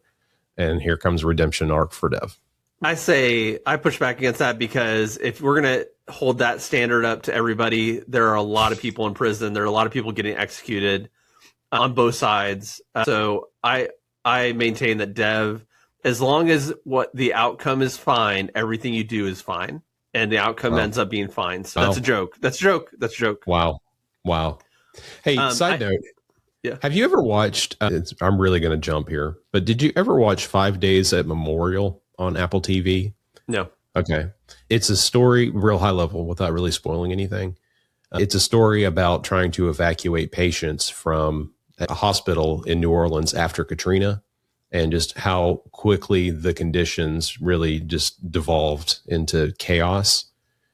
And it really asks an existential question about, if you're not in the middle of a situation like that and you have to make life or death situations, do you have a right to judge how things went and how the outcomes played? Yeah. So I think that type of argument could be applied to this situation as well. Yeah. He's still a war criminal. But I do. It did crack me up when he's talking to Alex, and Alex is chewing him out, and he doesn't realize Dev has changed his heart. Yeah. And Dev says something, basically, like, he says that trite, I just realized the real treasures we found were our friends that we made along the way. CW line. It really was. CW it really was. Dude. Yeah. Yeah. It is what it is. So yeah, this is it. This is the switch is flipped. Yeah. Dev is now, he's not only am I going to give you the supplies to give to Dima, thankfully that paper prop is still sitting around, but I'm going to hand that paper prop now to my security guys. And you're not going to have to worry about walking through this base, because my security team is going to take the supplies to Dima now. He's back in the fray. The moment Dev for you turned, I said this was what was going to happen. I just want to call that out. You called it? I said, it? no, he will be redeemed in the end. And you're like, you're an idiot. You're so stupid, Brian. You're so dumb. But I was right. You might still be dumb, but it's tough. It's tough being right. You weren't dumb on this topic. You and everyone else on Earth that doesn't take the war criminal perspective. But you know what? There are a lot of things in life that we as human beings don't agree about, but we can still come to the table and have a conversation. Okay. But I was right. Okay. Oh, man. Meanwhile, back at Margot's prison, the radio is saying that Krashenko now has disappeared. Haven't had any contact with him in 24 hours. This is our little nugget that things are starting to fall apart in whatever the Soviet Union is or whatever it's going to be. It is now in transition period. Swan Lake is playing on some radio frequencies and TV frequencies in the Soviet Union right now, my friend. Yeah. Graciana here, she visits again. And we get this really nice moment here where Margot is really teaching her about, teaches her about living through not knowing the news. Oh, okay. Sorry. Yeah. I can't read my own sentence here, but you're not going to know the outcome. And sometimes you just have to live with it and you have to get through it. So good life lesson from Master Margot. That's right. Yeah. Meanwhile, back on Titan, they're now saying their goodbyes to Kelly. During all of this, we also get the Marines that are on the move. Leda and Irina arrive at Helios, and for all the potty mouth criticisms I have about Leda, this was pretty funny and it was pretty well delivered. That was like line of the season, man. Yeah, I'm the bleeping CEO. Yeah, no, it was. This is a good line. So Leda, and it was basically Leda saying, like, "Dude, open the freaking door. Shut up with this." It's so great. It was not going to explain. Yeah, they come in. They're still unsuccessful with connecting to the towers because whatever magic powers Helios would have, they don't. Whatever. But this is where Dev now comes up with the bright idea that we could use the Kurgan Tower as an antenna. So if we just kind of patch in, right there, reticulate those splines, baby, and we're going to get in there and we're going to patch in and we're going to use that tower as a big old antenna, and we're going to be able to make some contact. So.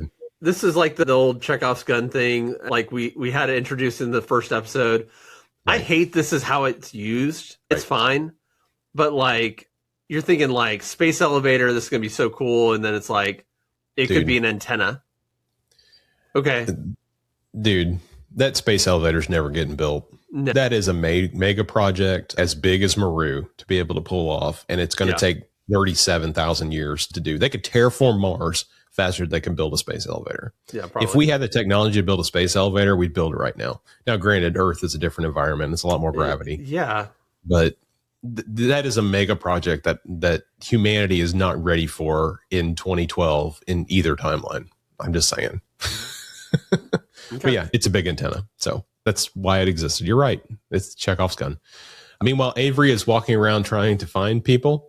She finally connects with a few from her group. And they're all heading to what they think is Moxie, which, again, the wayfinding is apparently is a successful tactic here. Meanwhile, back at Helios now, they have tied into the tower cable. The connection's been established, and the satellite's working, and a bunch of vid mails are coming in from Star City in Russian. Yep. And we have to believe Irina is telling us what they actually said, because no, it does put it in subtitles for us. Do you watch everything with subtitles, Brian? I am an old man. Yes, I do. Oh, I do too. To me, it's a more immersive experience. I assume that even for people that didn't have subtitles on, it probably showed the subtitles on this part. I think so. Yeah, fair enough. But basically, we get some confirmation here that there's been just dramatic developments on the ground. I did put in my notes here that it kind of bugs me because they were just sending it over and over again. Like if they had just sent the packets of information one time, like it wouldn't have been received by anybody, and that radio frequency waves would have continued just to go out into space. But basically, they had to keep sending this over and over and over and over again until hopefully, luckily, a satellite picks it up and relays it down to Happy Valley. So whatever. We go from this now to we're closing in on the end here. The Marines arrive at the marketplace. I put in my notes here. They have no idea that they're surrounded. They're fishing a barrel, Brian. They're fishing a barrel. And I had criticism of this because I'm like, they're being so flippant. Like they're obviously being funneled into a place where they have the low ground. Like as Marines, they would be thinking about that. But I think all the top brass, the experience is gone. The experience was wiped out. Yeah, these are the kids. Yeah. Yeah. These are the kids. And so I think that's where I was like, okay, that makes sense. Like they would not be as trained and experienced as the other ones. Yeah.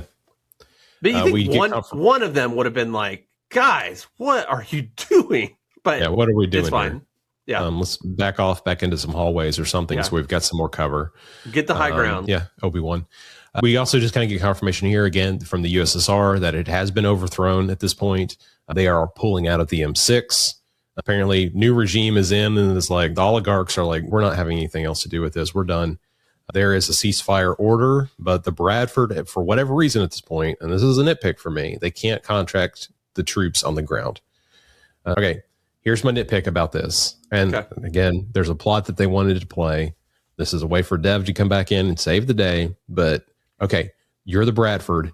You are the one that's jamming every satellite in orbit of Mars right now. Whatever broadcast you're doing to jam, turn it off so that you can send a signal on every frequency to anybody that's on the ground. So instead, we get this story where, okay, well, there's a little bit of blame game because if they hadn't blown up HQ, the ceasefire word would have come down, but would have come down in time and whatever. It's the story they want to tell. But this, to me, the two nitpicks, the Dev redemption arc and the satellites being jammed. Come on, turn off your jam. I'm done.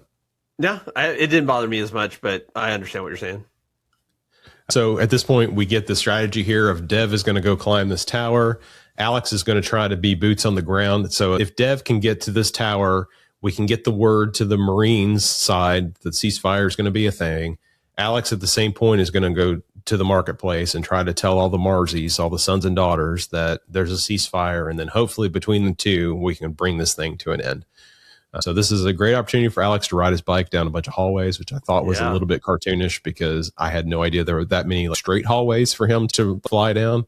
I agree with that. Yeah. It's like Star Trek V when the Spock has the boots and all of a sudden there's like 8 floors on the Enterprise A, which was only like 12 decks tall or whatever.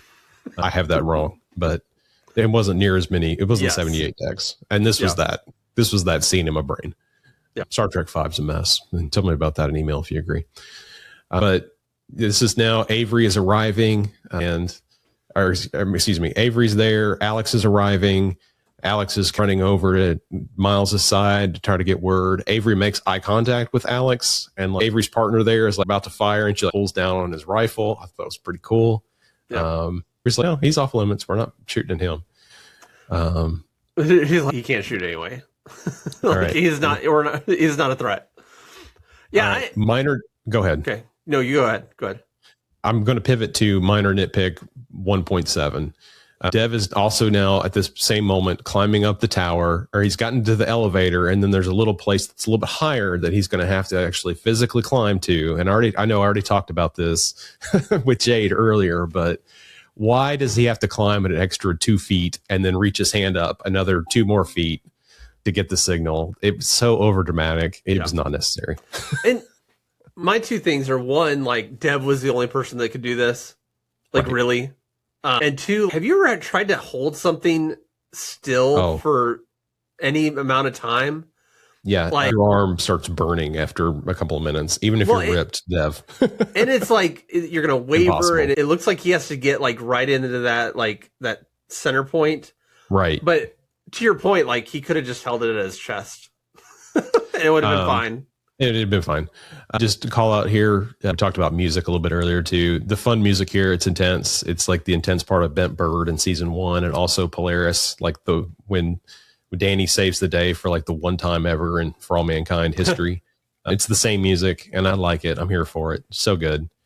The magic happens, the music crescendos, and he gets the lock. Everything turns green, and all of a sudden the radio lights up on Avery's side, and some poor person up there on Bradford has just been saying ceasefire over and over and over again into the nothingness until Avery receives the message, and she shouts it. At the same time, Alex starts shouting it, Miles starts shouting it, and it's over, Brian. How'd you feel about that moment? I buy it. I liked it. I had goosebumps. I was like, it was great. Yeah, I'm buying it. I think it's a 9. Kind of cheesy, awesome. but if you just think about like you're shooting each other, the guy next to you gets his face shot off, right? And then they say ceasefire, and then we're all fine. Like that's kind of hard to understand. Yeah, but yeah, I liked it. So well done here. Yep. We get this beautiful sunrise shot because that imagery of it's a new day, it's a new beginning, it's a new dawn. Very well done. Great shots again of Irina and Aleda that really had to team up and join forces here to get the outcome that we needed. And then I'm going to call out a big miss on my part here, but in the teaser trailer, the really short one, we got this wide sweeping shot from behind of somebody up at the top of that tower, and it's the dev shot here at the very end of episode 10. I missed that was still a thing, and it was out there. Totally left my brain. Absolutely nailed it. It was beautiful. Well done. By a war criminal. By a hero. Meanwhile, back on Titan here, we get Walton and Elena as they're approaching Sojourner. So when they first went to this shot, Brian, I thought they're not going to make it back. This is them just walking off into failure, and it's tragedy. I didn't think they were going to make it back. Again, it was so stupid. You see her like hobbling. You're like, come on. Yeah. They start playing this Kelly video, and my brain immediately went to, this is the monologue. Every season of For All Mankind in the finale has a monologue, and it's been different people. Kelly had season 2, and now she had this one as well. It was beautiful, dude. Yeah, absolutely well done sequence here. We do get a couple of tight shots on newspapers back in Houston as Margot's reading. The one detail I'll point out here is we get confirmation that President Miles Dale is being sworn in as a part of the new Free Mars Nation, which we get that shot of him holding his hand on a Bible and taking the oath with Governor Polivanov, former Governor Polivanov, over there kind of helping with the swearing in induction ceremony. We also get a new flag. I don't know if you noticed that. I didn't see that. The tree imagery is kind of overlaid on top of Mars. I don't remember the color. It was like green and maybe some purple or something. I don't know. The colors were weird. But we have a Mars flag. And President Miles Dale called it at the beginning. I want to see him be president. You know what I love? You know what I love? So you got to think that the M6 and what's the other station that Dublin went to? The ISN. Yeah. Mm-hmm. So there had to be some story where that unifies and they're like, okay, Mars is theirs. Oh. But even on Mars, you've got the hermit nation of North Korea because they're not on board. And so even on Mars, you got this little blip, this little blacked out area where North Korea is like, good. No, this. To your mention of the ISN, it's not clear if this is just Happy Valley that's being governed. So if we have a nation that is now on Mars, or if we have all of Mars, except for North Korea. So I don't know. We'll see. Hopefully we'll come back around to that. There's not a lot of confirmation beyond that scene here. Kelly has some really great lines in here. I'm not going to read the entire monologue. I read the whole Margot one last time. I don't want to do that again. But a couple of good quotes about having new allies, even some unexpected ones. I thought was just some beautiful imagery there. Yeah. And then she says this. She says, the truth is that life is uncertain. It doesn't always go the way you'd expect it to. There's only so much that you can control. Which, by the way, the music that was playing here, the track was called There's Only So Much. And I thought it meant somebody was dying. The rest of the thought was there's only so much that you can control. And what you think was just a stop along the way may become your final destination. Beautiful line. Beautiful. Also took this as a message from the writers as well. For all of us fans that have been complaining that we've been parked on Mars for so long that you thought it was a stop along the way, but maybe this becomes the final destination. I don't think so, see. But we'll save that. We're going to go too long anyway here, so we could say that for our wrap-up episode. Yeah, fair enough. We just get a quick shot of Boyd here at the tree as there's a new memorial now around it with all the names of people who died to free Mars. We also get a beautiful shot. Go ahead, Brian. Of Avery Stevens. The suit says Stevens on it, visiting Lee's capsule, the North Korean capsule, where he's definitely dead. There's a lot of, you can tell there's a lot of cutting that happened around this episode where they had, this is an hour, 10 minutes for the episode. And so they had to cut this, had to cut that. And so obviously they cut this reunion with Danny. And my theory is I've been really trying to get us to do like a Thanksgiving or a Christmas episode, like a little, like 30-minute episode to kind of hold us over in between seasons. And I think it's going to be a Thanksgiving episode where we see this reunion and they hang out and laugh and yeah. Yeah, whatever. We also get that shot, and we talked about the planting of the potatoes. So Devis now he's planting stuff with Lee and Mrs. Lee, and he's not a war criminal apparently. Whatever. Hey, sweet history person. Is written by the victors. It is absolutely a true statement. So we go from this right back to Titan here. Alex, of course, just confirmation. He's watching this video with Lily, this entire monologue. We go back to Titan. Kelly pulls out the Apollo 11 plaque. She's been hanging out in this lab. The O2 now has gone down to like under 5. And she decides that, and again, great storytelling. It's all unspoken, but she's decided she's going to spend her last minutes, hours, whatever, in an EVA walking on the surface. So she takes the Apollo 11 plaque with her.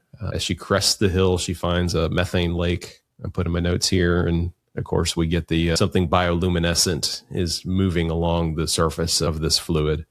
This water, methane water, I should say. And music starts playing, Brian. The Molly Cobb discovering ice on the moon, music starts playing. And dude, she takes the step in. Things that are glowing, dude. What do we make of this space fish scene? The whole time I'm thinking like, oh, maybe she's not going to die. Maybe she's not going to die. But she's not all dead. the things, come on, dude. Kelly's not really? Dead, Kelly's not dead. You're going to play Dave that. Stevens is dead. Kelly's not dead. Kelly's not dead. Dude, you are. Kelly is a main character in season 6. She's going to pop up at some point. You're a nutbag, man. She is Kelly's so dead. No, she's not dead. It is obvious that she's dead, dude. No. The methane-based life forms are going to find a way to keep her sustained. That is Kelly's absolute. Alive. You're a lunatic. No, she is obviously dead. Kelly's alive. Anyways, I apologize for Donnie. Lunatic. But like I'm having like all these crazy things. I'm like, maybe something comes out of the water, maybe there's a base under there, but all that stuff would not fit in this story. And then she's dead and we say goodbye to her. So the camera pans back. We head up through the Titan clouds. We get this beautiful shot of Saturn. And yes, I stand by my statement of I will deal with 5 episodes of hallways if they give me a shot like this. But dude, Blinding Light starts playing. It's like I'm living 2020 COVID over again, which is not the best time of life. But dude, what a banger of a song to choose. And okay, Brian, we fly past the rings and then we see the sun and the camera keeps painting over. And this kind of grayish circular object comes into sight. I'm like, what planet is that? And then as it gets closer, I'm like, that's man-made. I'm like, are they building the split-second thoughts that go through my brain? I'm like, is this like a Death Star? What is happening right now? And as it gets closer, it looks derelict, and the camera pans around the side of it, Brian. Chef's kiss, Mars 94. I did have it on my bingo card because I did write it on Discord last year. Of like, it would be funny if it came back as a plot. It's still out there and it exists, but dude, I have no idea where they're going with this. No. And I am so pumped that they're incorporating it somehow into the story. And I would love if you would write in, if you have an idea of what this actually means. Like Donnie and I have no clue what this could actually turn into. Yes. So if you have ideas, we'd love to hear them. Yeah, confirmation again, the year is 2020. I love this time jump, probably better than any other one. And we've had some bangers of time jumps because they show us that it's 2020, but they show us nothing about what life is like in 2020. Yeah. Older time jumps, there's somebody that's going to be on Mars. That is a huge confirmation. We have major Sea Dragon rockets that we can shoot stuff to the moon now. We learned that the Soviet Union is alive and well in the year 2003. We learned that they're mining stuff in 2012, and there's going to be some sort of a free Mars plot. This one tells us absolutely nothing. Yeah. And it gives me a ton of mystery to think about before this next season. Yeah. Well done. That is what a time jump should be. Bravo. Yeah, it's great. No, it was great. Oh, so good. So good. Oh, that's the episode. That's the finale. That's how you do it, dude. That's how you do it. Only Dev should be in jail, but whatever. Or so I can accept it. I'm going to move on. I'm not going to keep beating that dead horse. But Kelly's alive. That one I will beat to death. That is just nonsense, but fine. All right, we're running long here. Let's get to some email. Yeah, absolutely. So we're gonna fly through some of this. If you've got some comments, Brian, chime in. Otherwise, I'm just gonna keep going here. This is an emailer from a new emailer who's also named Brian. He signs off as Boomer Brian. So I'm just gonna call you Boomer Brian from here on out. He was like the first person to email us at 9 p.m. Central, and in all caps, he says, "Elena is German." LOL. I got you guys. Way to go, Boomer Brian. You totally nailed us. You said, by the way, I am a baby boomer. I'm 65 years old and should have been listening to your I have been listening to your podcast since day one. Thought you should know that I wanted more of the official podcast and found you guys instead. I have some notes, but I won't share them now. I appreciate that you guys are taking up this mantle, even if your podcast is a little different. Okay. Also, Brian, see that amazing movie, or better yet, listen to the audiobook, Amaze. He's talking about Project Hail Mary here. So thank you, Boomer Brian. Yeah, thank you. Corey also emailed in. And good to hear from you again, Corey. He says, I wanted to give my review of this episode. Number one, the fate of Kelly on Titan is interesting to me.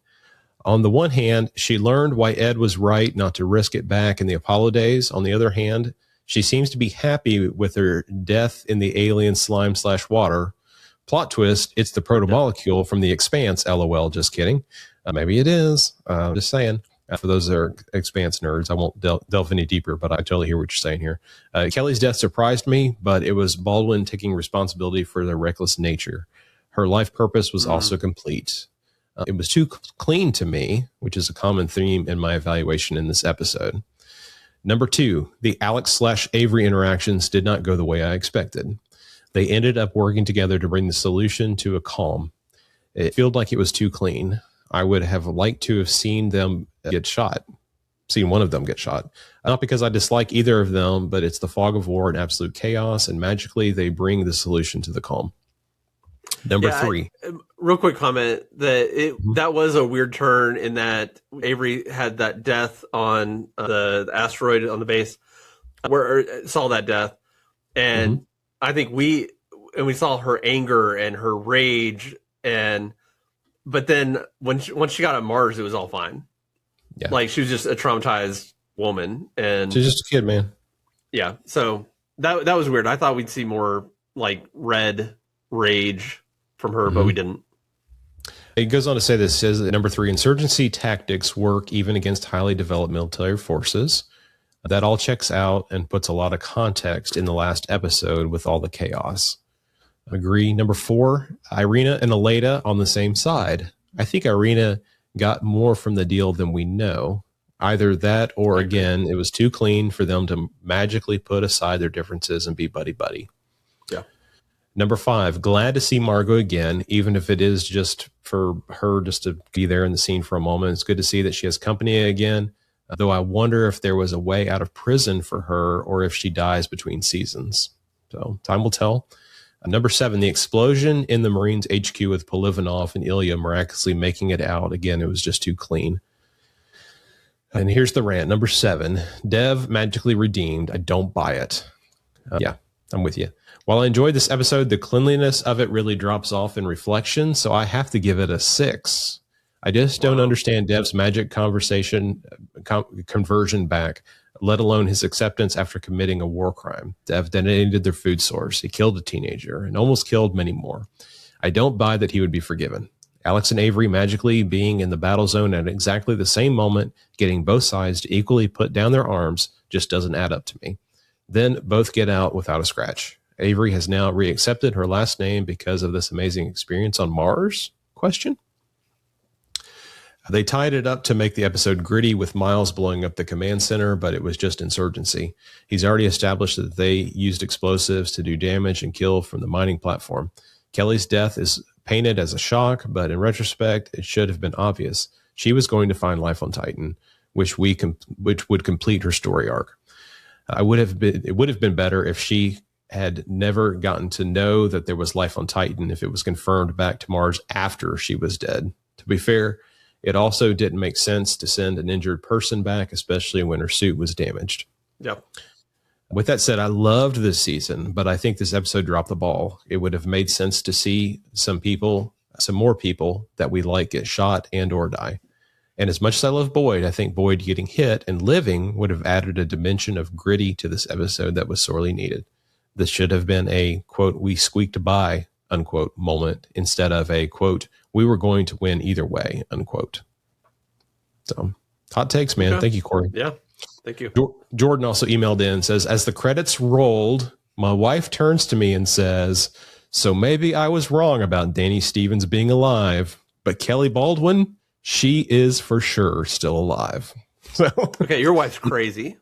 So, that Danny Stevens is, there was no confirmation that he's dead. Kelly's and Kelly alive, right? Obviously is dead. They're not even the equivalent. I don't want to put those series next to each other. Like, I'm all in. Kelly's alive. So Jordan goes on to say, so I am praying for you that what I am sure is another conspiracy that you now have to deal with. Till next season, see you in the City of Stars. P.S. I finally watched Hail Mary, and that Ryan Reynolds was really good. It's Ryan Gosling, and I like that you guys keep doubling down on that joke. So well done, Jordan.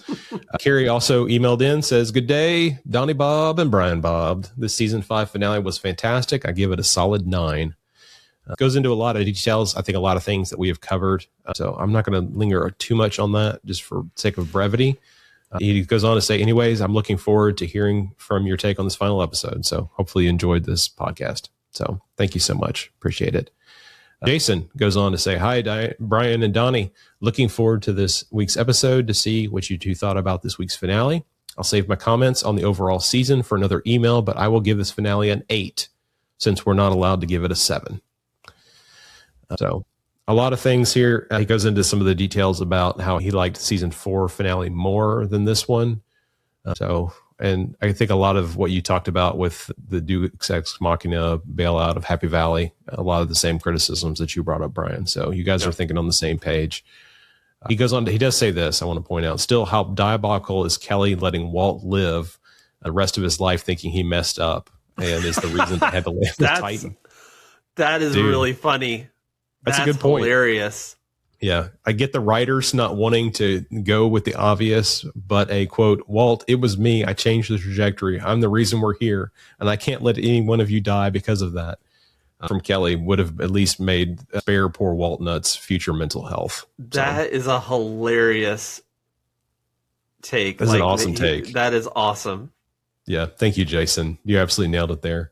It goes on to say, anyways, I'm excited to see what you all thought of Star City down the road, and cheers to a good season of a miracle show that is for all mankind. Bye, Bobs. Just a quick update for those who are still listening and interested. We are going to record a Star City episode within the next 2 to 3 days, I will say. To be watching midweek for that to drop, and we'll cover all things Star City episodes 1 and 2. So stay tuned. This is a new emailer. Her name's Lisa. So thanks, Lisa. She just sent this in a couple hours ago. It says, good morning. I really enjoyed listening to your commentary all season, except for Brian claiming to be an all sci-fi fan while avoiding the exquisite Project Hail Mary. I've seen it on 70 millimeter, regular IMAX, regular screen, and even once using those Theater Ears app to hear the director's commentary. Okay. Lisa, I also saw it on 70 millimeter IMAX. Absolutely beautiful. We have a theater in Nashville. Got to go see it there. I am jealous about the Theater Ears thing and hearing the commentary. They don't have the commentary track on the release that I bought on Amazon Prime Video, and I really want to hear that track. So I'm really jealous about that. When does this come out? It's there, dude. Amaze. If you can see my Tumblr here. Got this for my birthday, which was like last week. So really pumped about that. Happy birthday. I'm a terrible friend. It's fine. Whatever. I have it in my phone to remind me to wish you happy birthday every November. I know. You drop the ball in May. It's what you do. I just know what to expect at this point. Also, Danny Stevens ever wished you happy birthday. That's not true. Okay. Lisa goes on to say this. She says, I really appreciate you guys posting the episodes on Saturday. It's hard enough waiting that long after watching Thursday night, as I have no one else in which to geek out about this show. So thank you. I'm excited to see how Kelly survives until next season, because clearly she's wading into that solution, right? We need our token Baldwins on the show. Avery wandering out to Danny's default gravesite makes me think that she's staying on Mars. Miles as the new governor, he's president, is something that I never would have predicted in season 4. Couldn't agree with you more on that. I'm here for the Miles arc. I know we talked about that early on with Jade in this episode. So what? Kelly walks into magic water and can suddenly breathe. It's so ridiculous. There's no, anyway, we don't have to get into it. We did not, to borrow from my friend Brian Cheney, we did not see a death on screen. That's all I got to say. We did not see a death on screen. We didn't see a death on screen. Yeah. We didn't see a death. And I'm talking over you, which makes editing a nightmare. We didn't see a death. Calling it Danny Stevens' gravesite is delete that email. She's wrong. She says, I want to thank you in advance for covering Star City. I just finished the 2nd episode and then I took out a spoiler here. I can't wait to hear your thoughts. So check it out, y'all. It really is good. Brad also emailed in. Good to hear from you, Brad. Says, hey guys, life on Titan got in the way this week and I had to watch this episode on the phone. I still wanted to drop you guys a line prior to your podcast today. He says, with all those loose ends going into this finale, they really wrapped up most of it well. This was a solid 9 out of 10 for me, despite some issues. Great end to a really strong season of FAM. He does go on to say Dev's redemption was lame. Sure, he did the right thing, but for the wrong reasons at the end. He also didn't climb the space elevator. He rode to the top and then climbed 19 feet and aimed an antenna. Not much of a sacrifice there. Lame. I am totally on board with that, Brad. Great insight here. Miles Dale, new president of Mars and mass murderer. That's some plot armor there. Cannot tell me that there are zero repercussions for these actions. I agree with that. Yeah. He also noticed that there was a Hyundai Ioniq 5. So thank you for being a nerd that picks up on these weird details, random details like I do. He has some other thoughts here. I'm going to kind of jump ahead. Finally, the time jump. I do not think that we would ever see Mars 94 still floating around in 2020. Less was more here for sure. I've seen the translations online. Very intriguing thinking about where the scene could go. Blinding Lights was a perfect song here. Hope that they can land the plane in season 6 since it's going to be the last. Yeah. Thank you so much, Brad. Yeah. Good stuff. Man, it's been a great season. We are going to pivot, like I said a minute ago, to some Star City stuff this week. And then episode 3 of it drops next Thursday night. So we're going to be in the thick of it throughout. I think July 10th will be the finale of that. It is an 8-episode season. I did get that confirmation. It's not following the 10 format. And I don't know if it's going to be a one-off, if there's going to be a continuing story. We'll see how it plays out. But we always love to hear from you guys. Email, of course, is happyvalleyfam@gmail.com. Brian, I think we're still talking about, we're not talking about it. We are planning on doing a wrap-up show for all of season 5 as well. So that'll be coming soon as well. Yeah. It's a lot to do, but we're going to do it. Yeah. Do it for you guys. Thanks, Apple, for releasing 3 episodes of content all at once on a Thursday night. I wish they had waited another week, but I'm sure there's an overarching reason from a marketing perspective that they dropped it all at once. And it's probably Silo is probably going to come out the week after Star City ends. Okay, so I did go look that up. Silo starts a week before the Star City finale. So it starts July 3rd. Okay. And then Star City ends on the 10th. So there's going to be 2 weeks of overlap between those two. Okay. Looking at the top charts, at least the top 10 TV shows on Apple TV in the US right now, For All Mankind is listed as number 3 and Star City is number 4. So that's pretty cool. What's 1 and 2? Your Friends and Neighbors, which is the John Hamm show, and then Widow's Bay is number 2. Widow's Bay is supposed to be really good. Yeah, I haven't watched either one of those. Off screen, I did watch Silo. Brian finally got me around to that one, and I'm super hyped for season 3 of it. Yeah. Really fantastic show. Slow start. Season 2 is an absolute banger. Agreed. So I recommend that one. All right, Donnie. Anything else? We covered a lot. This is as close to a 2-hour podcast episode as we may ever come. Maybe not. I don't know. I think we have a 2 hour in a wrap. I think the wrap up was 2 hours. Season 4. I'm curious to see what the final runtime is going to be on this, but it's really long. Again, special thanks to Jade. Thank you for taking the time and the courage to come on and talk with a couple of nerds. We'd love to have some more interviews with people moving forward. So whether that's fans, whether that's people that are directly connected to the show, this is a community, and you guys are a huge part of that. Your emails matter. happyvalleyfam@gmail.com. The reviews matter. It helps. Commenting on the YouTube videos. Brian does a decent job of responding there too. So that's a great job. Man, yeah, you do. So I have no visibility into that world. So I'm just saying it's all on you, and you do a good job of handling that piece. So thank you so much, you guys. Until next time. Bye, Bob. Bye, Bob.